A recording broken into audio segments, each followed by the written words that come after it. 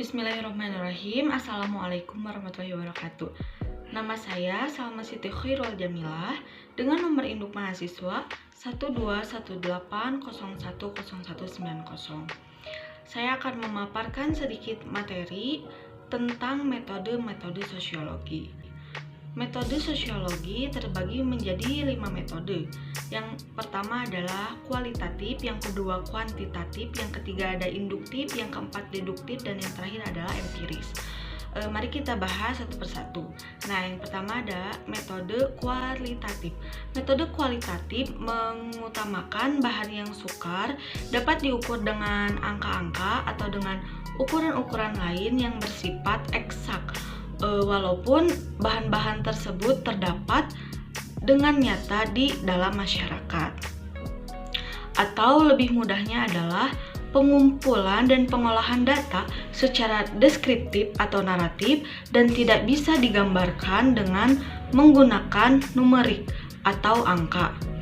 Metode kualitatif ini terbagi menjadi 3. Pertama ada metode historis. Metode yang menggunakan analisis atas peristiwa-peristiwa dalam masa silam untuk merumuskan prinsip-prinsip umum. Misalnya, kalian mengumpulkan data-data mengenai sejarah di masa lampau atau di masa silam. Yang kedua ada metode komparatif atau compare, yaitu membandingkan. Jadi metode ini membandingkan antara bermacam-macam masyarakat beserta bidang-bidangnya untuk memperoleh perbedaan-perbedaan dan persamaan-persamaannya serta sebab-sebab. Misalnya kalian mengumpulkan data tentang perilaku masyarakat di era kolonial, kemudian kalian membandingkannya dengan perilaku masyarakat di era industri. Kemudian yang ketiga adalah studi kasus. Studi kasus ini adalah pengamatan mengenai fakta sosial, interaksi sosial, ataupun lembaga-lembaga sosial yang ada di masyarakat. Dan pernyataannya tersebut dilakukan secara mendalam. Adapun instrumen-instrumen yang paling sering digunakan adalah interview atau wawancara, kemudian ada kuesioner, ataupun daftar pertanyaan untuk mendukung metode ini. Yang kedua adalah kuantitatif.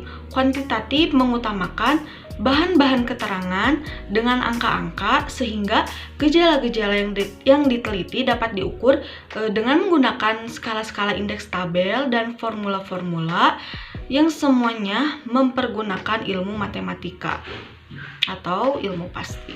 Metode kuantitatif ini terbagi menjadi 2. Yang pertama yaitu metode statistik. Metode yang menelaah tentang gejala-gejala sosial secara matematis dan biasanya dilakukan melalui survei-survei tertentu.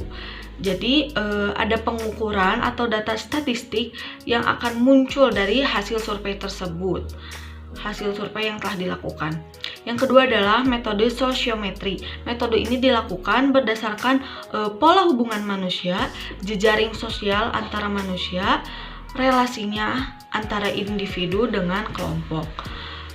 Metode sosiometri ini adalah mengidentifikasi jejaring sosial antar manusia sebagai faktor atau sebagai bagian dari pembentuk fenomena-fenomena sosial. Yang ketiga adalah metode induktif.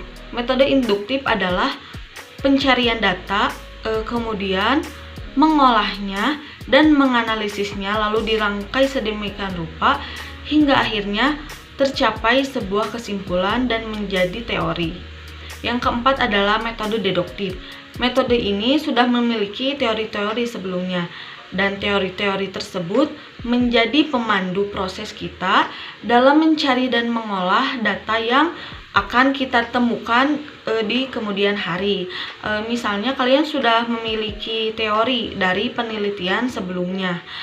Kemudian teori tersebut kalian bawa di penelitian selanjutnya untuk kemudian diuji di lapangan. Nah, yang terakhir ada metode empiris atau yang bersifat realita dan harus objektif.